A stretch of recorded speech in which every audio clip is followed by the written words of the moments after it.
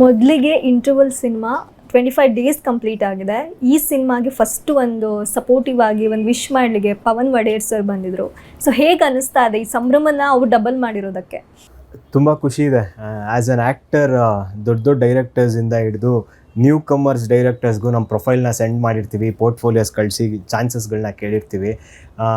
ನನ್ನ ಮೊದಲನೇ ಸಿನಿಮಾಗೇ ಇದೇ ಎಷ್ಟೋ ಜನ ಡೈರೆಕ್ಟರ್ಸಲ್ಲಿ ಪವನ್ ಒಡೆಯರ್ಸ್ ಅವ್ರು ಕೂಡ ಒಬ್ಬರು, ಅವ್ರಿಗೂ ನನ್ನ ಪ್ರೊಫೈಲ್ಸು ಅದನ್ನೆಲ್ಲ ಶೇರ್ ಮಾಡಿ ಲುಕ್ ಟೆಸ್ಟ್ಗಳೆಲ್ಲ ಕೊಟ್ಟಿದ್ದೆ. ಸೊ ನಮ್ಮ ಮೊದಲನೇ ಸಿನಿಮಾಗೆ 25 ದಿನದ ಸೆಲೆಬ್ರೇಷನ್ಗೆ ಚೀಫ್ ಗೆಸ್ಟಾಗಿ ಬಂದು ನಮಗೆ ಆ ಟ್ರೋಫಿಗಳನ್ನ ಕೊಡ್ತಾ ನಮಗೆಲ್ಲ ವಿಶ್ ಮಾಡಿದ್ದು ತುಂಬ ಖುಷಿ ಇದೆ. ಮೊದಲನೇ ಸಿನಿಮಾಗೆ ಇದಾಗೋದು ಎಷ್ಟೋ ಜನ ಆ್ಯಕ್ಟರ್ಸ್ ಕನಸಾಗಿರುತ್ತೆ. ಸೊ ಹಾಗಾಗಿ ತುಂಬ ಖುಷಿ ಇದೆ. ಓಕೆ, ಮೊದಲು ಕರ್ನಾಟಕದಲ್ಲಿ ಕನ್ನಡ ಸಿನಿಮಾಗಳ ಜೊತೆ ಪರಭಾಷೆಯ ಸಿನಿಮಾಗಳ ಒಂದು ಹಾವಳಿ ಇದೆ. ಅದ್ರ ಮಧ್ಯೆ ನಿಮ್ಮ ಸಿನಿಮಾ 25 ದಿನ ಕಂಪ್ಲೀಟ್ ಮಾಡಿ ಮುನ್ನುಗ್ತಾ ಇದೆ, ಜನ ಅದನ್ನ ಇಷ್ಟಪಡ್ತಾ ಇದ್ದಾರೆ. ಫಸ್ಟ್ ಜನ ಕೊಡ್ತಿರೋ ಪ್ರೀತಿಗೆ ಮತ್ತು ಸಿನಿಮಾ ಕಾಂಟೆಂಟ್ ಬಗ್ಗೆ ಏನು ಹೇಳ್ತೀರಿ? ಜನ normally as a film maker ನಾನು ಇದಕ್ಕಿಂತ ಮುಂಚೆ ಫಿಲಮ್ ಲವರ್ ಕೂಡ ಹೌದಲ್ವಾ. ಪ್ರತಿಯೊಬ್ಬ ಸೊಸೈಟಿಲಿ ಪ್ರತಿಯೊಬ್ಬನಿಗೂ ಒಂದು ಸಿನಿಮಾ ಇಷ್ಟ ಆಗುತ್ತೆ, ಒಂದು ಸಿನಿಮಾ ಇಷ್ಟ ಆಗಲ್ಲ ಅನ್ನೋ ಒಪಿನಿಯನು ಪಬ್ಲಿಕ್ ಕ್ರಿಯೇಟ್ ಮಾಡ್ತಾರೆ. ಅದಕ್ಕೆ ಅವ್ರದ್ದೇ ಆದ ಪರ್ಸ್ಪೆಕ್ಟಿವ್ಸ್ ಇರುತ್ತೆ. ಒಬ್ರಿಗೆ ಮಾಸ್ ಇಷ್ಟ ಆಗುತ್ತೆ, ಒಬ್ರಿಗೆ ಕ್ಲಾಸ್ ಕಾಂಟೆಂಟ್ಸ್ ಇಷ್ಟ ಆಗುತ್ತೆ. ಸೊ ನಮ್ಮ ಸಿನಿಮಾ ಜನರ ಮನಸ್ಸಲ್ಲಿ ಒಂದು ಒಪಿನಿಯನ್ನ ಕ್ರಿಯೇಟ್ ಮಾಡಬೇಕು, ಅದು ಮೊದಲನೇ ಗೆಲುವಾಗಬೇಕು ನಮಗೆ. ಸೊ ಒಂದು ಒಪಿನಿಯನ್ ಅಂತ ಕ್ರಿಯೇಟ್ ಮಾಡಿ ಈ ಸಿನಿಮಾ ಬಗ್ಗೆ ಮಾತಾಡ್ತಾರಲ್ಲ, ಅದೇ ಹೊಸಬ್ರಿಗೆ ತುಂಬ ದೊಡ್ಡ ಗೆಲುವಾಗುತ್ತೆ. ಚೆನ್ನಾಗಿದೆ ಚೆನ್ನಾಗಿಲ್ಲ ಅಂತನಾದ್ರೂ ಶಶಿರಾಜ್ ಅನ್ನೋ ಹೆಸರು ತಗೊಳ್ಳೋದಾಗಿರ್ಬೋದು, ಇಂಟರ್ವಲ್ ಅಂತ ಹೆಸರು ತಗೊಳ್ಳೋದಾಗಿರ್ಬೋದು, ಹೆಸರು ತಗೊಳ್ತಾರಲ್ಲ ಹೊಸಬ್ರಿಗೆ, ಅದೇ ಇಂಪಾರ್ಟೆಂಟ್ ಆಗುತ್ತೆ. ಸೊ ಹಾಗಾಗಿ ಜನರಿಗೆ ಅವ್ರ ಪರ್ಸ್ಪೆಕ್ಟಿವಲ್ಲಿ ನೀವು ಈ ಥರ ಏನೋ ಅನ್ಕೋತಿದ್ದೀರಾ ಅಥವಾ ಒಪಿನಿಯನ್ ಕ್ರಿಯೇಟ್ ಮಾಡ್ತಾಯಿದ್ದೀರಾ ಅಂತ ನಾವು ಧೋರಣೆ ಅಥವಾ ದೂಷಿಸೋದು ತುಂಬ ತಪ್ಪು ಅನಿಸುತ್ತೆ ನನಗೆ. ಸಿನಿಮಾ ನಾವು ಚೆನ್ನಾಗಿ ಮಾಡಿ ನಾವು ಮಾಡಿರೋ ಕೆಲಸ ನಮ್ಗೆ ಯಾವಾಗಲೂ ಚೆನ್ನಾಗೇ ಇರುತ್ತೆ ಅಂತ ನಮ್ಗೆ ಗೊತ್ತಿರೋ ವಿಚಾರನೇ. ಸೊ ಹಾಗಾಗಿ ನಾವು ಜನರ ಬಗ್ಗೆ ಅವ್ರ ಒಪಿನಿಯನ್ಗೆ ನಾವು ಕ್ವಶನ್ ರೈಸ್ ಮಾಡೋದು, ನೀವು ಥಿಯೇಟರ್ಗೆ ಬರ್ತಾ ಇಲ್ಲ, ಬೇರೆ ಭಾಷೆ ಸಿನಿಮಾಗಳನ್ನ ನೋಡ್ತಾ ಇದ್ದೀರಾ ಅಂತ ಕ್ವಶನ್ ಮಾಡೋದು ನನಗೇನೋ ತಪ್ಪು ಅನಿಸುತ್ತೆ. ನಾವು ಆ್ಯಸ್ ಅ ಫಿಲಮ್ ಮೇಕರ್ಸು ನಮ್ಮ ಕೆಲಸ ನಾವು ಮಾಡ್ತಾಯಿದ್ದೀವಿ. ಫಿಲಮ್ ಮೇಕಿಂಗ್ ಅನ್ನೋದು ಬೇರೆ ಕೆಲಸಗಳಿಗಿಂತ ಏನು ತುಂಬ ದೊಡ್ಡದಲ್ಲ. ಎಲ್ಲ ಕೆಲಸನೂ ಅವ್ರವ್ರಿಗೆ ತುಂಬ ದೊಡ್ಡದೇ ಆಗಿರುತ್ತೆ. ಸಾಫ್ಟ್ವೇರ್ ಇಂಜಿನಿಯರ್ಸ್ಗೆ ಅವ್ರ ಕೆಲಸ, ರೈತರಿಗೆ ನಾವೇ ದೇವರು ಅಂತ ಕರಿತೀವಿ ಅವ್ರನ್ನೆಲ್ಲ. ಸೊ ಹಾಗಾಗಿ ಫಿಲಮ್ ಮೇಕಿಂಗ್ ಅನ್ನೋದು ಕೂಡ ನಮ್ಮ ಕಷ್ಟಗಳನ್ನ ಹೇಳ್ಕೊಂಡು ಜನನ ಥಿಯೇಟರ್ಗೆ ಕರೆಯೋದು ಅದೇನೋ ನನಗೇನೋ ಅಷ್ಟು ಇದನ್ಸಲ್ಲಪ್ಪ. ನಾವು ನಮ್ಮ ಕೆಲಸ ಮಾಡಿದ್ದೀವಿ. ಜನಕ್ಕೆ ಆ್ಯಸ್ ಶಶಿರಾಜ್ ಅಥವಾ ಆ್ಯಸ್ ಸುಕೇಶ್, ಪ್ರಜ್ವಲ್, ಪ್ರತಿಯೊಬ್ಬರು ಯಾರೇ ಆಗಿರ್ಬೋದು, ಅವ್ರ ಮೇಲೊಂದು ಒಪಿನಿಯನ್ ಕ್ರಿಯೇಟ್ ಆಗಬೇಕು. ಒಳ್ಳೆಯವನೋ ಕೆಟ್ಟವನೋ ಭಾವನೆ ಬರಬೇಕು. ಒಳ್ಳೆಯವ್ರ ಬಗ್ಗೆ ಒಳ್ಳೇದು ಮಾತಾಡ್ತಾರೆ, ಕೆಟ್ಟವ್ರ ಬಗ್ಗೆ ಕೆಟ್ಟದ್ದು ಮಾತಾಡ್ತಾರೆ. ಏನೂ ಅಲ್ಲದೆ ಮಧ್ಯೆ ತಿಳ್ಕೊಂಡು ಹೋಗ್ಬಿಡಬಾರ್ದು ಅನ್ನೋದು ನಂದು. ಸೊ ಆ ಕೆಲಸ ನಮ್ಮ ಸಿನಿಮಾಲಿ ಆಗಿದೆ. ಯಾಕಪ್ಪ ಇಷ್ಟೊಂದು ಕಾನ್ಫಿಡೆನ್ಸು, ಓವರ್ ಕಾನ್ಫಿಡೆನ್ಸಾ ನಿಮಗೆ ಅಂತೆಲ್ಲ ಪ್ರಶ್ನೆ ಮಾಡಿದ್ರು. ನಮಗೆ ಕಾನ್ಫಿಡೆನ್ಸ್, ಪ್ರತಿಯೊಬ್ಬನಿಗೂ ಕಾನ್ಫಿಡೆನ್ಸ್ ಇರಬೇಕು. ಕಾನ್ಫಿಡೆನ್ಸ್ ಇರೋದಕ್ಕೆ ಅಲ್ವ ನಾವು ಇಂಡಸ್ಟ್ರಿಗೆ ಬಂದಿರೋದು, ಕೆಲಸ ಎಲ್ಲ ಬಿಟ್ಟು. ಸೊ ಹಾಗಾಗಿ ಇದ್ರ ಮೇಲೆ ಖುಷಿ ಇದೆ. ಜನರು ಪ್ರಶ್ನೆಗಳನ್ನ ಜನಕ್ಕೆ ಹಾಕೋದಕ್ಕೆ ನಾನು ಇಷ್ಟಪಡಲ್ಲ. ಜನರು ಏನೇ ಕೊಟ್ಟರು ಸ್ವೀಕರಿಸ್ತೀನಿ. ಜನ ಮಾತಾಡೋದು ತುಂಬ ಇಂಪಾರ್ಟೆಂಟ್ ಆಗುತ್ತೆ ಕಲಾವಿದರಿಗೆ. ಏನೂ ಮಾತಾಡದೆ ಜನರಿಗೆ ಕಣ್ಣಿಗೆ ಕಾಣಿಸ್ಕೊಳ್ಳದೆ ಎಷ್ಟೋ ಜನ ಆ್ಯಕ್ಟರ್ಸು ಪೊಟೆನ್ಷಿಯಲ್ ಇದ್ರೂ ಜನಕ್ಕೆ ಕಣ್ಣಿಗೆ ಕಾಣಿಸ್ಕೊಂಡೇ ಇರಲ್ಲ ಈಗಲೂ ಕೂಡ. ಸೊ ಹಾಗಾಗಿ ಜನರ ಕಣ್ಣಿಗೆ ಕಾಣಿಸ್ಕೊಂಡಿರೋದು ತುಂಬ ಖುಷಿ ಇದೆ. ಇನ್ನೊಂದು ಕ್ವಶನ್ ಏನೋ ಕೇಳಿದ್ರಿ ಮರ್ತೆ ನಾನು. ಎಸ್, ಜನರಲ್ ರೆಸ್ಪಾನ್ಸ್ ಅಂದರೆ ಇವಾಗ ಕನ್ನಡ ಸಿನಿಮಾಗಳ ಮಧ್ಯೆ ಈಗ ಸ್ಟಾರ್ ಸಿನಿಮಾಗಳು ಬೇರೆ ಭಾಷೆಯವರು ಕೂಡ ಸಿನಿಮಾಗಳು ಬರ್ತಾರೆ. ಲೈಕ್ ಈಗ ಮೋಹನ್ ಲಾಲ್ ಸರ್ ಮೊನ್ನೆ ಒಂದು ಸಿನಿಮಾ ರಿಲೀಸ್ ಆಯಿತು, ಅದ್ರ ಮಧ್ಯೆ ಕೂಡ ಕನ್ನಡ ಸಿನಿಮಾ ಬಂದು ಕನ್ನಡಕ್ಕೆ ಅಷ್ಟು ಪ್ರೀತಿ ಕೊಟ್ಟು ನೋಡ್ತಿದ್ದಾರಲ್ಲ ಅಂತ ಅದ್ರ ಬಗ್ಗೆ ನಾನು ಕೇಳಿದ್ದು. ಹೌದು, ಕನ್ನಡ ಬೇರೆ ಭಾಷೆ ಅಥವಾ ಯಾವುದು ಭಾಷೆ ಸೀಮಿತ ಆಗಲ್ಲ ಅನ್ಸುತ್ತಪ್ಪ ನನಗೇನೋ ಕಲೆಗೆ. ಎಲ್ಲೆಲ್ಲೋ ಯಾವುದೋ ಸ್ಪ್ಯಾನಿಷ್ ನೋಡ್ತೀವಿ, ಇರಾನಿಯನ್ ಸಿನಿಮಾ ನೋಡ್ತೀವಿ, ಎಲ್ಲೆಲ್ಲೋ ಯಾವುದೋ ನೋಡ್ತೀವಿ. ಸಿನಿಮಾ ಗೆಲ್ಲಬೇಕು ಅಂತಂದರೆ ಅದಕ್ಕೆ ಇದೇ ಕಟ್ಟುನಿಟ್ಟಾದ ಸೂತ್ರ ಅಂತ ಇಲ್ಲ. ಸಿನಿಮಾ ಗೆಲ್ಲಬೇಕು ಅಂತ ಇತ್ತು ಅಂದರೆ, ಸೋಲ್ಬೇಕು ಅಂತ ಇತ್ತು ಅಂದರೆ ಅದು ಹಂಗೆ ಆಗೋದು. ಸೊ ಭಾಷೆ ಸೀಮಿತ ಮಾಡ್ಕೊಳ್ಳಲ್ಲ. ಒಂದು ಸಿನಿಮಾ ಗೆಲ್ಲೋದಕ್ಕೆ ಥಿಯೇಟ್ರಿಕಲ್ ರನ್ ಮಾತ್ರ ಕಾರಣ ಆಗಲ್ಲ.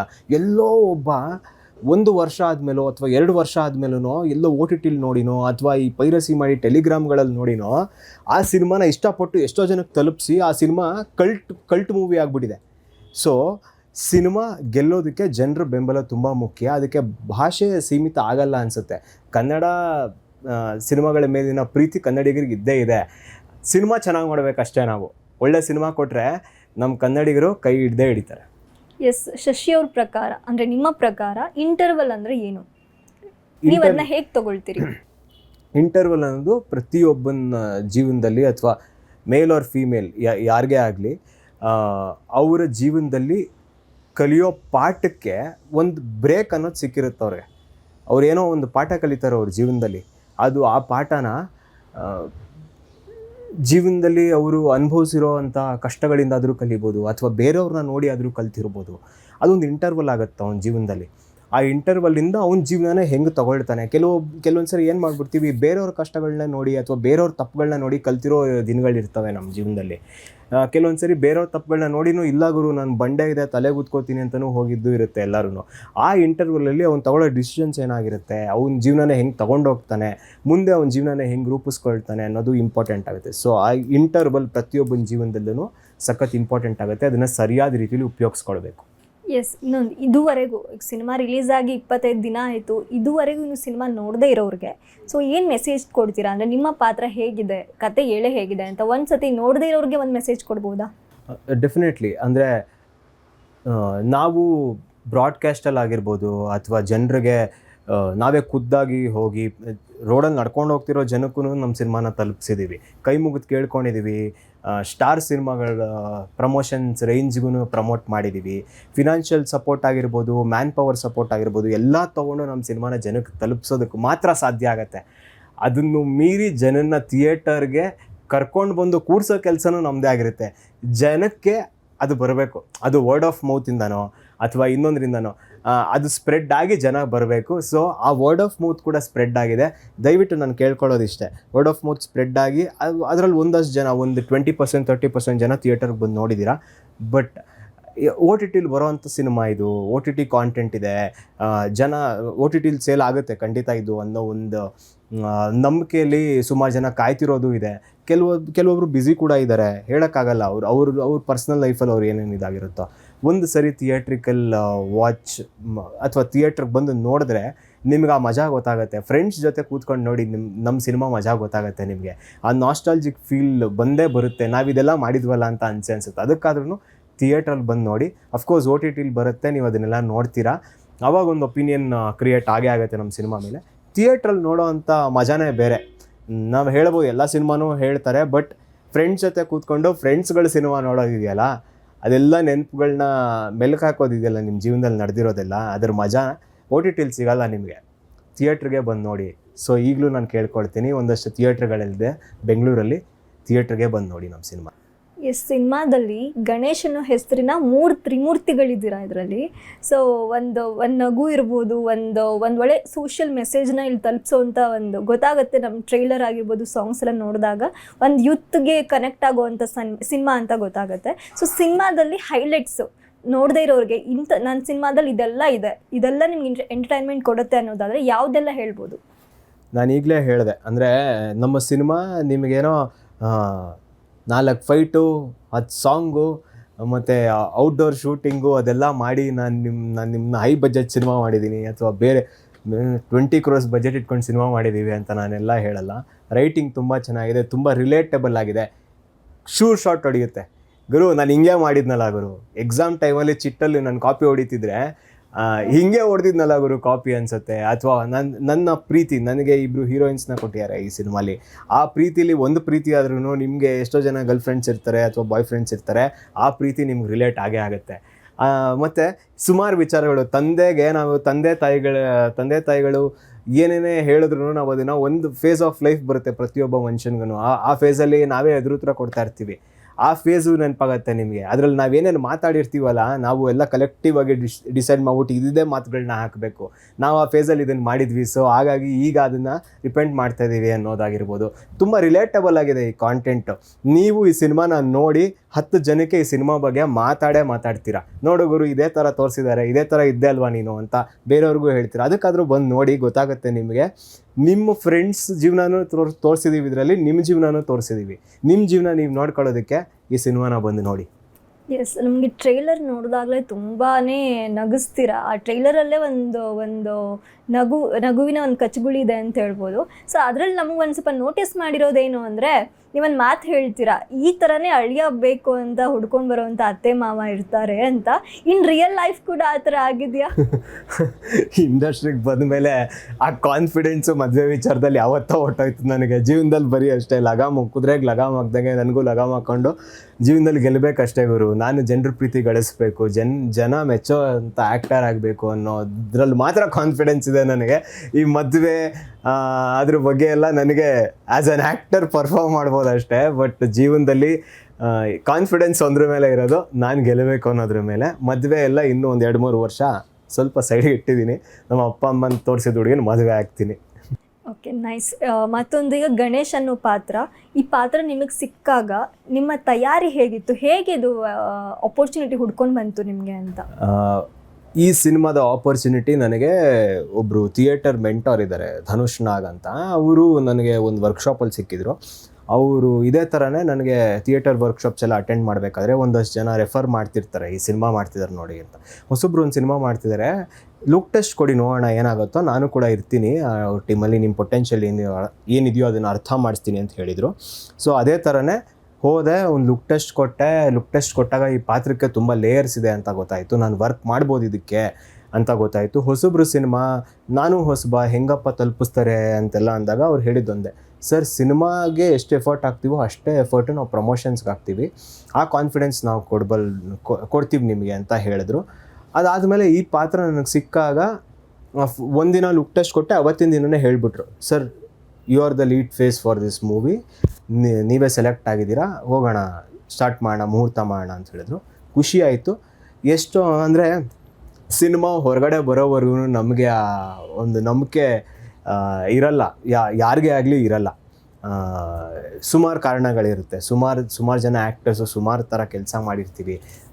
ಆನ್ ಸ್ಕ್ರೀನ್ ನಮ್ಮನ್ನ ನೋಡ್ಕೊಳ್ಳೋದಿದೆಯಲ್ಲ, ಅದಕ್ಕೆಲ್ಲ ಕೂಡು ಬರಬೇಕು. ಅದು ಕೂಡು ಬಂದಿದೆ. ಪಾತ್ರ ಪೋಷಣೆ ಹೆಂಗಾಯಿತು ಅಂತಂದರೆ, ಎಲ್ಲ ಇನ್ಪುಟ್ಸ್ ಅವ್ರು ಕೊಡ್ತಿದ್ರು, ಹೀಗೆ ಬೇಕು, ಇದೇ ಥರನೇ ಬೇಕು ನನಗೆ ಅಂತ. ಬೇರೆ 2 ಪಾತ್ರಗಳು ಏನಿದೆಯಲ್ಲ, ಅದು ಸ್ವಲ್ಪ ವೈಬ್ರೆಂಟಾಗಿ ಸ್ವಲ್ಪ ಕಾಮಿಕ್ ರೋಲ್ ಇದೆ. ನಿಮ್ಮ ಪಾತ್ರಕ್ಕೆ ಒಂದು ಲೇಯರ್ ಇರಬೇಕು. ಅವನ ಪಾತ್ರ ಸೀರಿಯಸ್, ಕಾಮಿಡಿಯಿಂದ ಸೀರಿಯಸ್ ಆಗ್ತಾ ಹೋಗಬೇಕು, ಜನಕ್ಕೆ ಆ ಟ್ರಾವೆಲ್ ಗೊತ್ತಾಗಬೇಕು ಅಂತೆಲ್ಲ ಹೇಳಿದರು. ಸೊ ಅದ್ರ ಮೇಲೆ ವರ್ಕ್ ಮಾಡಬೇಕಾಗಿತ್ತು ನಾನು. ನನ್ನ ಪಾತ್ರನ ಸ್ವಲ್ಪ ಶ್ರಿಂಕ್ ಮಾಡಿಕೊಂಡು, ಆ ಪಾತ್ರಕ್ಕಿರೋ ವೈಬ್ರೆನ್ಸ್ನ ಶ್ರಿಂಕ್ ಮಾಡಿಕೊಂಡು ಅದ್ರ ಮೇಲೆಲ್ಲ ವರ್ಕ್ ಮಾಡಿ, ಸ್ವಲ್ಪ ಮೈನ್ಯೂಟ್ ಇದನ್ನೆಲ್ಲ ಸ್ವಲ್ಪ ಥಿಯೇಟರ್ ಮೆಂಟರ್ಸ್ ಹತ್ರ ಎಲ್ಲ ವರ್ಕ್ಶಾಪ್ಸ್ ಎಲ್ಲ ಮಾಡಿಸಿದ್ರು. ರೆಗ್ಯುಲರ್ ಎಲ್ಲ ಸಿನಿಮಾಗೂ ಮಾಡ್ತಾರೆ, ಅದನ್ನೆಲ್ಲ ಮಾಡಿಸಿದ್ರು. ನಾನು ಸ್ವಲ್ಪ ಕ್ಯಾರೆಕ್ಟರ್ ಅನಾಲಿಸಿಸ್ಗಳನ್ನೆಲ್ಲ ಕ್ಲೀನಾಗಿ ನೋಟ್ ಮಾಡಿಕೊಂಡು, ಹೀಗೆ ಬರಬೇಕು ನನ್ನ ಪಾತ್ರ ಅಂತ ಮಾಡಿಕೊಂಡು ಫಸ್ಟ್ ಡೇ ಸೆಟ್ಗೆ ಹೋದೆ. ಅದು ವರ್ಕ್ ಆಯಿತು ಡೈರೆಕ್ಟರ್ಗೆ. ಓಕೆ, ಗಣೇಶ್ ಅನ್ನೋ ಪಾತ್ರ ಶಶಿ ಅವ್ರಿಗೆ ರಿಲೇಟ್ ಆಗುತ್ತಾ? ಗಣೇಶ್ ಅನ್ನೋ ಪಾತ್ರ ಶಶಿಗೆ ಆಬ್ವಿಯಸ್ಲಿ ಕಾಲೇಜ್ಗೆ ಹೋಗೋದಾಗಿರ್ಬೋದು ಅಥವಾ ಮನೇಲಿ ಮಾತಾಡೋದಾಗಿರ್ಬೋದು ಒಂದಷ್ಟು ರಿಲೇಟ್ ಆಗುತ್ತೆ. ಬಟ್ ನಾನು ನನ್ನ ಮನೇಲಿ ಇವನಷ್ಟು ಲತಾರ್ಜಿಕ್ಕೋ ಅಥವಾ ಬಿಡುಗರು ಜೀವನ ಹೆಂಗೋ ನಡ್ಕೊಂಡು ಹೋಗುತ್ತೆ ಅನ್ನೋ ಒಂದು ಬಿಹೇವಿಯರ್ ನನ್ನಲ್ಲಿ ಇರಲಿಲ್ಲ. ಅದು ನಾನು ಸ್ವಲ್ಪ ಸೀರಿಯಸ್ ಆಗಿ ತೊಗೊಳ್ತೀನಿ, ಪ್ರತಿಯೊಂದು ವಿಚಾರನೂ ಮುಂದಿಂದು ಯೋಚನೆ ಮಾಡ್ತೀನಿ. ಸೊ ಆ ವಿಚಾರಗಳಲ್ಲಿ ಸ್ವಲ್ಪ ನಂದನ್ನು ಬದಿಗಿಟ್ಟು, ಶಶಿರಾಜ್ದು ಬದಿಗಿಟ್ಟು ಇವನದೊಂದು ಸ್ವಲ್ಪ ಕಲಿಬೇಕಾಗಿತ್ತು ನಾನು. ಅಂದರೆ ಒಬ್ಬೊಬ್ಬರಿಗೆ ಜೀವನದಲ್ಲಿ ಕಾನ್ಫಿಡೆನ್ಸ್ ಇರುತ್ತಲ್ಲ, ಬಿಡುಗರು ನಡ್ಕೊಂಡು ಹೋಗುತ್ತೆ ಜೀವನ, ಏನು ಗುರು ಅದನ್ನು ನಾಳೆ ಬೆಳಿಗ್ಗೆ ಎದೊಳ್ತೀವೋ ಇಲ್ವೋ ಗೊತ್ತಿರಲ್ಲ ನಮಗೆ, ಇವತ್ತಿನ ನೋಡ್ಕೊಂಡು ಹೋಗೋಣ ಅಂತ ಇರ್ತಾರೆ. ಆ ಥರದ್ದು ಪಾತ್ರ ಇದು. ನನಗೆ ಸ್ವಲ್ಪ ಭಯ ಇದೆ, ನಾಳೆ ಏನಾಗತ್ತಪ್ಪ, ನಾಳೆ ನಾವಿಷ್ಟು ಎಲ್ಲ ಬಿಟ್ಟು ನಾವು ಇಂಡಸ್ಟ್ರಿಗೆ ಬಂದಿದ್ದೀವಿ, ನಾನು ಹೆಂಗಿರಬೇಕು ಅನ್ನೋದ್ರೆಲ್ಲ ಯೋಚನೆ ಇರುತ್ತೆ. ಸೊ ಇದನ್ನೆಲ್ಲ ತೆಗೆದಿಟ್ಟು ಗುರು ನಾನಾಗಿರ್ತೀನಿ, ಆಗಿದ್ದಾಗಲಿ ಜೀವನ ಏನು ಅಂತ ಅನ್ನೋ ಮೈಂಡ್ಸೆಟ್ ತರಿಸ್ಕೊಂಡೆ. ಸೊ ಅದು ಶಶಿರಾಜಿಂದ ಟ್ರಾನ್ಸ್ಫಾರ್ಮೇಷನ್ ಗಣೇಶ್ ಎಸ್ಗೆ ಹಿಂಗಾಯಿತು. ಈ ಸಿನಿಮಾದಲ್ಲಿ ಬರೀ ನೀವು ನಗ್ಸೋದು ಮಾತ್ರ ಅಲ್ಲ, ಒಂದು ಪ್ರೀತಿ ಕೂಡ ಇದೆ, ಒಂದು ನವಿರಾದ ಒಂದು ಲವ್ ಸ್ಟೋರಿ ಇದೆ. ಸೊ ಇಬ್ಬರು ಹೀರೋಯಿನ್ಸ್ ಇದ್ದಾರೆ ಸಿನಿಮಾದಲ್ಲಿ. ಸೊ ನಿಮ್ಮ ಕಾಂಬಿನೇಷನ್ಗಳ ಬಗ್ಗೆ ಸರ್, ತೆರೆ ಮೇಲೆ ನೀವು ಸಾಂಗ್ಗಳ ಮೂಲಕನೇ ಉತ್ತರ ಕೊಟ್ಟಿದ್ದೀರಾ, ಆ್ಯಂಡ್ ತೆರೆ ಹಿಂದೆ ವರ್ಕ್ ಎಲ್ಲ ಹೇಗಿತ್ತು? ತೆರೆ ಹಿಂದೆ ಇಬ್ಬರು ಸಖತ್ ಪರ್ಫಾರ್ಮರ್ಸು. ಅಂದರೆ ಈ ಪಾತ್ರಗಳಿಗೆ ಸುಮಾರು ಜನ ಲುಕ್ ಟೆಸ್ಟ್ ಮಾಡ್ಯಾರ. ನನ್ನ ಮುಂದೆನೇ ನಾನು ಸೆಲೆಕ್ಟ್ ಆದೆ. ಆಮೇಲೆ ಫೀಮೇಲ್ ಲೀಡ್ಸ್ ಇನ್ನೂ ಸೆಲೆಕ್ಟ್ ಆಗಿಲ್ಲ, ಬೇರೆಯವ್ರು ಆಗಿದ್ರು, ಕಾರಣಾಂತರಗಳಿಂದ ಅವರು ಪ್ರಾಜೆಕ್ಟಿಂದ ಹೊರಗಡೆ ಹೋದರು. ಯಾರಪ್ಪ ಇದು ಮಾಡೋದು ಅಂದಾಗ ಇವರಿಬ್ಬರು ಆನ್ ಬೋರ್ಡ್ ಆದರು. ಆನ್ ಬೋರ್ಡ್ ಆದಾಗ ಅವ್ರ ಪೊಟೆನ್ಷಿಯಲ್ ಗೊತ್ತಿರಲಿಲ್ಲ ನಮಗೆ. ಬಟ್ ವರ್ಕ್ಶಾಪ್ಸಲ್ಲಿ ಮತ್ತು ಜೊತೆಗೆ ಶೂಟ್ ಮಾಡಬೇಕಾದ್ರೆಲ್ಲ ಗೊತ್ತಾಗಿದ್ದ ವಿಚಾರ ಏನು ಅಂದರೆ, ಆಗ ಒಂದು ಸ್ವಲ್ಪ ಹೇಳೋರಲ್ವ, ಅಂದರೆ ಮೀಡಿಯಲ್ಲೂ ಅದೆಲ್ಲ ಗೊತ್ತಾಗ್ತಿತ್ತು, ಫೀಮೇಲ್ ಆ್ಯಕ್ಟರ್ಸ್ ಯಾರಾದರೂ ಇಂಡಸ್ಟ್ರಿಗೆ ಬಂದರೆ ನೋಡೋದಕ್ಕೆ ಮಾತ್ರ ಚೆನ್ನಾಗಿರ್ತಾರೆ ಅಥವಾ ಆ್ಯಕ್ಟಿಂಗ್ ಬಗ್ಗೆ ಕಾನ್ಸಂಟ್ರೇಟ್ ಮಾಡಿರಲ್ಲ ಅಂತ. ಈಗ ಬರ್ತಿರೋ ಆ್ಯಕ್ಟರ್ಸು ನಿಜವಾಗ್ಲೂ ತುಂಬ ಕಾಂಪಿಟೇಷನ್ ಲೆವೆಲ್ಗೆ ಇರ್ತಾರೆ. ಫೀಮೇಲ್ ಆಗಿರ್ಬೋದು, ಮೇಲ್ ಆಗಿರ್ಬೋದು. ಕ್ಯಾರೆಕ್ಟರ್ ಒಂದು ಸಣ್ಣ ಕ್ಯಾರೆಕ್ಟರ್ ಮಾಡಿರೋರು ಆನ್ ಸ್ಕ್ರೀನ್ ಬಂದಾಗ ಭಯ ಹುಟ್ಟಿಸ್ತಾರೆ. ಗುರು ಎಲ್ಲಿ ನಾವು ಕಾಣಿಸೋದೇ ಇಲ್ವಾ, ಈ ಶಾರ್ಟಲ್ಲಿ ನಾವು ಕಾಣಿಸೋದೇ ಇಲ್ವಾ, ಸ್ವಲ್ಪ ಎಲ್ಲಾದರೂ ಯಾಮಾರಿದ್ರೆ ಓವರ್ ಶಾಡ್ ಆಗ್ಬಿಡ್ತೀವ ನಾವೆಲ್ಲಾದ್ರೂ ಅನ್ನೋ ಒಂದು ಭಯ ಅಂತೂ ಹುಟ್ಟಿಸ್ತಾರೆ. ಅಷ್ಟು ಕಲ್ತು ಬಂದಿರ್ತಾರೆ ಎಲ್ಲರೂ. ಎಲ್ಲ ಕಡೆನೂ ನಾವು ಒಂದು ಕಡೆನೂ ಅಲರ್ಟ್ನೆಸ್ನ ಬಿಡಲೇಬಾರ್ದು. ಸೊ ಆ ಥರನೇ ಪರ್ಫಾರ್ಮರ್ಸ್ ಇವಾಗ ನಮ್ಮ ಕನ್ನಡ ಇಂಡಸ್ಟ್ರಿಗೆ ಬಂದಿದ್ದಾರೆ. ಅವ್ರಿಗೆಲ್ಲರಿಗೂ ಒಳ್ಳೊಳ್ಳೆ ಚಾನ್ಸ್ಗಳು ಸಿಗ್ತಾ ಹೋದರೆ definitely all over the world ಎಲ್ಲರೂ ರೂಲ್ ಮಾಡ್ತಾರೆ. ಅದರಲ್ಲಿ ನಮ್ಮ ಕೋ ಆ್ಯಕ್ಟರ್ಸು ಪ್ರಜ್ವಲ್, ಸುಕೇಶ್ ಅವರು, ಚರಿತ್ರಾ ಮತ್ತು ಸಹನಾ ಅವರು, ಇನ್ಫ್ಯಾಕ್ಟ್ ನಮ್ಮ ಭರತ್ ವರ್ಷ್ ಅವರು, ಇವರಿಗೆಲ್ಲ ಒಳ್ಳೊಳ್ಳೆ ಚಾನ್ಸ್ ಸಿಕ್ತು ಅಂತಂದರೆ ಡೆಫಿನೆಟ್ಲಿ ಕಾಲರ್ ಮೇಲೆತ್ತಿ ಹೇಳ್ಕೊಬೋದು, ಇವರೆಲ್ಲ ಇಂಟರ್ವಲ್ ಸಿನಿಮಾದವರು ಇವರು, ವರ್ಲ್ಡಲ್ಲೇ ರೂಲ್ ಮಾಡ್ತಾ ಇದ್ದಾರೆ ಇವರು ಅಂತ. ಎಸ್, ಕಡೆಯದಾಗಿ ಈ ಸಿನಿಮಾದ ಒಂದು ಸ್ಟ್ರೆಂತ್ ಅಂದರೆ ಚಂದನ್ ಶೆಟ್ಟಿಯವರ ಒಂದು ಹಾಡು, ಅದು ಕೂಡ ಕ್ಲಿಕ್ ಆಗಿದೆ, ಅದು ಕೂಡ ಕನೆಕ್ಟ್ ಆಗಿದೆ ಜನಕ್ಕೆ. ಸೊ ಈ ಸಾಂಗ್ ಬಗ್ಗೆ ಅವರ ಒಂದು ಕಾಂಟ್ರಿಬ್ಯೂಷನ್ ಅಂದರೆ ಅವ್ರ ವಾಯ್ಸ್ ಬಗ್ಗೆ ಹೇಳೋದಾದರೆ, ಈ ಸಿನಿಮಾಲಿ 5 ಹಾಡುಗಳಿದೆ. ಚಂದನ್ ಶೆಟ್ಟಿ ಅವ್ರ ಥರನೇ ಆಲೋಕೆ ಅವರು ಹಾಡಿದ್ದಾರೆ, ವಿಜಯ್ ಪ್ರಕಾಶ್ ಅವರು ಹಾಡಿದ್ದಾರೆ, ಸಿದ್ಧಾರ್ಥ್ ಬೆಲ್ಮಣ್ಣು, ಸುನಿಧಿ ಅವರು ಹಾಡಿದ್ದಾರೆ, ವಾಣಿ ಹರಿಕೃಷ್ಣನ್ ಅವರು ಹಾಡಿದ್ದಾರೆ, ಆಲೋಕೆ ಅವರು ಹಾಡಿದ್ದಾರೆ. ಸುಮಾರು ಜನ ದೊಡ್ಡ ದೊಡ್ಡ ಸಿಂಗರ್ಸೇ ಹಾಡಿದ್ದಾರೆ. ಹಾಡಿರೋ ಪ್ರತಿಯೊಂದು ಹಾಡು ಹಿಟ್ಟಾಗಿದೆ. ಒಂದೊಂದು ವರ್ಗಕ್ಕೆ ಒಂದೊಂದು ಹಿಟ್ನ ಕೊಟ್ಟಿದ್ದಾರೆ. ಒಂದೊಂದು ಸೆಕ್ಟರ್ ಆಡಿಯನ್ಸ್ಗೆ ಒಂದೊಂದು ಥರ ಇಷ್ಟ ಆಗುತ್ತೆ. ಅವರ ಜೀವನ ಯಾವ್ಯಾವ ಥರ ಸಾಕ್ತಿದೆಯೋ ಅಂಥವ್ರಿಗೆ ಇಷ್ಟ ಆಗುತ್ತೆ. ಪ್ರೀತಿಲಿ ಮುಳುಗಿರೋರಿಗೆ ಏನೋ ಶುರುವಾಗಿದೆ ಅನ್ನೋ ಸಾಂಗ್ ಇಷ್ಟ ಆಗಿರುತ್ತೆ. ಫುಲ್ ಜೋಶಲ್ಲಿ ಗಣೇಶ ಕೂರಿಸ್ಕೊಂಡು ಗಣೇಶನ ಮುಂದೆ ಡ್ಯಾನ್ಸ್ ಮಾಡೋರಿಗೆ ನಮ್ಮ ಗಣಪತಿ ಬಪ್ಪ ಮೋರಿಯಾ ಸಾಂಗ್ ಇಷ್ಟ ಆಗಿದೆ. ಜೀವನದಲ್ಲಿ ಸೋಲನ್ನು ಕಂಡು ಏನೋ ಒಂದು ಬೆಳಕಿಗೆ ಕಾಯ್ತಿರೋರಿಗೆ ನಮ್ಮ ವಿಜಯ್ ಪ್ರಕಾಶ್ ಅವ್ರ ಸಾಂಗ್ ಇಷ್ಟ ಆಗಿದೆ. ಸೊ ಈ ಥರ ಕಾಲೇಜ್ ಸ್ಟೂಡೆಂಟ್ಸ್ಗೆಲ್ಲ ಸರಸ್ವತಿ ಸಾಂಗ್ ಇಷ್ಟ ಆಗಿದೆ. ಸೊ ನಮ್ಮ ಸಿನಿಮಾ ಸಾಂಗ್ಸ್ ಹಿಟ್ಟಾಗಿದೆ. ಯಾವುದೇ ಅಂದರೆ ಎಲ್ಲೋ ಕೇಳಿದ್ದೀನಿ ನಾನು, ಸಿನಿಮಾ ಹಿಟ್ಟಾಗಬೇಕಂದ್ರೆ ಫಸ್ಟು ಸಿನಿಮಾದ ಸಾಂಗ್ ಹಿಟ್ಟಾಗಬೇಕು ಅಂತ. ಸೊ ಅದು ಹೆಲ್ಪ್ ಆಯಿತು ನಮಗೆ. ಸೊ ಎಲ್ಲರ ಸಪೋರ್ಟ್ ಇದೆ. ಎಲ್ಲ ಸಿಂಗರ್ಸೂ, ನನಗೆ ಗೊತ್ತಿರಲಿಲ್ಲ ಆ್ಯಕ್ಚುಲಿ ಸಿಂಗರ್ಸ್ ಎಲ್ಲನೂ ಹವರ್ಸ್ ಗಟ್ಟಲೆ ಹಾಡ್ತಾರೆ ಸಾಂಗ್ಸ್ನೆಲ್ಲ ಅಂದ್ಕೊಂಡಿದ್ದೆ. 20 ನಿಮಿಷ ಹಾಫ್ ಆನ್ ಅವರಲ್ಲೇ ಕೆಲಸ ಮುಗ್ದೋಗುತ್ತೆ ಅವ್ರದ್ದೆಲ್ಲ. ಅಷ್ಟು ಚೆನ್ನಾಗಿ ಹಾಡ್ತಾರೆ. ಇನ್ನೆಷ್ಟು ಸಾಂಗ್ಸ್ ಹಾಡಿರ್ತಾರೆ ಅವರೆಲ್ಲ, ನಾನು ನೋಡಿ ಶಾಕ್ ಆಗೋದೆ. 30 ಮಿನಿಟ್ಸಲ್ಲಿ ಒಂದು ಸಾಂಗ್ ಕಂಪ್ಲೀಟ್ ಮಾಡಿಬಿಡ್ತಾರೆ. ಅದು ನೋಡಿದ್ರೆ ಚರಿತ್ರೆನೇ ಸೃಷ್ಟಿಸ್ಬಿಡುತ್ತೆ. ವಿಜಯ್ ಪ್ರಕಾಶ್ ಅವ್ರದ್ದು ಅಷ್ಟೇ 30 ಮಿನಿಟ್ಸ್ ಅಷ್ಟೇ ಅವ್ರದ್ದು, ಅವರ ಸ್ಪೀಡ್ಗೆ ಆಗಿದ್ದ ಕೆಲಸ. ಬಟ್ ಅದು ನೋಡಿದ್ರೆ ಅವ್ರ ಸಾಂಗ್ಸ್ ಎಲ್ಲ ಇವತ್ತಿಗೂ ಎವರ್ಗ್ರೀನ್ ಆಗಿದ್ದಾವೆ. ಸೊ ಹಾಗಾಗಿ ತುಂಬ ಸಪೋರ್ಟ್ ಸಿಕ್ಕಿದೆ, ಇಂಡಸ್ಟ್ರಿಯವರಿಂದ ಸಿಕ್ಕಿದೆ, ಮೀಡಿಯಾದವರಿಂದ ಸಿಕ್ಕಿದೆ. ಪ್ರತಿಯೊಬ್ಬರು ಸಪೋರ್ಟ್ ಮಾಡಿರೋದಕ್ಕೆ, ಪ್ರತಿಯೊಬ್ಬರು ನಮ್ಮ ಮೇಲೆ ನಂಬಿಕೆ ಇಟ್ಟಿದ್ದಕ್ಕೆ ಇವತ್ತಿಲ್ಲಿ ನಿಂತಿರೋದು. ಮುಂದಕ್ಕೂ ನಮಗೆ ನಂಬಿಕೆ ಬಂದಿರೋದು. ಎಲ್ಲರೂ ಸಪೋರ್ಟ್ ಮಾಡ್ತಾರೆ, ನಮ್ಮ ಕೆಲಸಕ್ಕೆ ಎಲ್ಲರೂ ಕೈ ಜೋಡಿಸ್ತಾರೆ ಅಂತ ನಂಬಿಕೆ ಬಂದಿರೋದು. ಎಸ್, ಕಡೆಯದಾಗಿ ಆಡಿಯನ್ಸಿಗೆ ಏನು ಹೇಳ್ತೀರಿ? ಆಡಿಯನ್ಸ್ಗೆ ನಾನು ಸಿನಿಮಾ ನೋಡಿ ಬೆಳೆಸಿ ಅಂತೆಲ್ಲ ಕೇಳಲ್ಲ. ನಮಗೊಂದು ಕಾನ್ಫಿಡೆನ್ಸ್ ಇದೆ. ಪ್ರತಿಯೊಂದು ಕೆಲಸ ಮಾಡಬೇಕಾದ್ರೂ ಒಬ್ಬ ವ್ಯಕ್ತಿಗೆ ಕಾನ್ಫಿಡೆನ್ಸ್ ಇರಬೇಕು ಅಂತ ಹೇಳ್ತಾರೆ. ಯಾವತ್ತೂ ನಾನು ಅದನ್ನು ಓವರ್ ಕಾನ್ಫಿಡೆನ್ಸ್ ಅಂದ್ಕೊಂಡಿಲ್ಲ, ಅಥವಾ ನಾನು ಯಾರ ಮುಂದೆನೂ ನನ್ನನ್ನು ನಾನು ಬೂಸ್ಟಪ್ ಮಾಡ್ಕೊಂಡಿಲ್ಲ. ಒಂದು ಕಾನ್ಫಿಡೆನ್ಸಿಂದನೇ ಹೇಳ್ತಾ ಇದ್ದೀನಿ. ನಾನು ಕೆಲಸಗಳನ್ನ ಮಾಡೇ ಈ ಹಂತಕ್ಕೆ ಬಂದಿದ್ದೀನಿ, ಮುಂದೆನೂ ಕೆಲಸ ಮಾಡಬೇಕು ಅಂತಲೇ ಇದ್ದೀನಿ. ನಾವು 10 ರೂಪಾಯಿನೂ ಯಾರಿಗೆ ನಾವು ಫ್ರೀಯಾಗಿ ಕೊಡೋದಕ್ಕೆ ಇಷ್ಟಪಡಲ್ಲ. ಹಾಗೇ ಆಡಿಯನ್ಸ್ ಕೂಡ ಅವ್ರ ಪ್ರೀತಿನ ಯಾರಿಗೂ ಸುಮ್ಮನೆ ಕೊಡಲ್ಲ. ಕೆಲಸ ಮಾಡಬೇಕು, ಕಾನ್ಫಿಡೆನ್ಸ್ ಇರಬೇಕು ಅವನಲ್ಲಿ, ಅವನನ್ನು ಮಾತ್ರ ಬೆಳೆಸ್ತಾರೆ. ಮತ್ತು ಸಿನಿಮಾಗೂ ಅಷ್ಟೇ, 100 ರೂಪಾಯಿ ಕೊಟ್ಟು ಸಿನಿಮಾ ನೋಡ್ತೀವಿ. ಇವಾಗ 200 ರೂಪಾಯಿ ಆಗ್ಬಿಟ್ಟಿದೆ ಬಿಡಿ ಮಲ್ಟಿಪ್ಲೆಕ್ಸಲ್ಲೆಲ್ಲ. ಆ ದುಡ್ಡನ್ನು ಕೊಟ್ಟು ನೋಡ್ತೀರ ಅಂತಂದರೆ ನಿಮ್ಮ ಒಪಿನಿಯನ್ನ ನೀವು ಹೇಳಬೇಕು, ನಾವು ಅದನ್ನು ತಗೊಳ್ಬೇಕು. ನಾವು ಜನ ಥಿಯೇಟರ್ಗೆ ಬರ್ತಾ ಇಲ್ಲ, ಜನ ಸಿನಿಮಾ ನೋಡ್ತಾ ಇಲ್ಲ ಅಂತೆಲ್ಲ ಹೇಳೋದು ತಪ್ಪಾಗುತ್ತೆ. ನಾವು ಕೆಲಸ ಮಾಡ್ತಿದ್ದೀವಿ, ಆ ಕೆಲಸಕ್ಕೆ ಬೆಲೆ ಸಿಗೋದೆ ನಿಮ್ಮ ಮುಖಾಂತರ. ದಯವಿಟ್ಟು ಒಂದು ಒಪಿನಿಯನ್ ಕ್ರಿಯೇಟ್ ಮಾಡೋದಕ್ಕಾದ್ರೂ ನಮಗೊಂದು ಚಾನ್ಸ್ ಕೊಡಿ. ಒಳ್ಳೆಯವರೋ ಕೆಟ್ಟವರೋ ನಿಮ್ಮ ದೃಷ್ಟಿಲಿ ನಮಗೊಂದು ಒಪಿನಿಯನ್ ಕ್ರಿಯೇಟ್ ಮಾಡಿ. ಅದು ನಮಗೆ ಮೈಲೇಜ್ ಕೊಡುತ್ತೆ. ನಮ್ಮ ಗಾಡಿಗೆ ಏನಾದರೂ ಮೈಲೇಜ್ ಬೇಕಲ್ವಾ? ಎಲ್ಲ ಆ್ಯಕ್ಟರ್ಸ್ ಮಾಡೋದೇ ಜನಕ್ಕೆ ತಲುಪೋದಕ್ಕೆ. ನೀವು ನಮ್ಮ ಬಗ್ಗೆ ಮಾತಾಡಿ ಒಂದು ಒಪಿನಿಯನ್ ಕ್ರಿಯೇಟ್ ಮಾಡಿದ್ರೆ ನಾವು ಜನಕ್ಕೆ ತಲುಪೋದು. ಸೊ ಹಾಗಾಗಿ ನಮ್ಮ ಬಗ್ಗೆ ಮಾತಾಡಿ, ಒಳ್ಳೆಯದೋ ಕೆಟ್ಟದೋ ಅದನ್ನು ನಾವು ರಿಸೀವ್ ಮಾಡ್ತೀವಿ. ಇದೇ ಕಾನ್ಫಿಡೆನ್ಸ್ ಇಟ್ಕೊಂಡು ಮುನ್ನುಗ್ತೀವಿ. ಇಂಟರ್ವಲ್ನ ಬೆಳೆಸಿದ್ದೀರಾ, ಹೀಗೆ ಉಳಿಸ್ಕೊಂಡು ಹೋಗಿ. Thank you.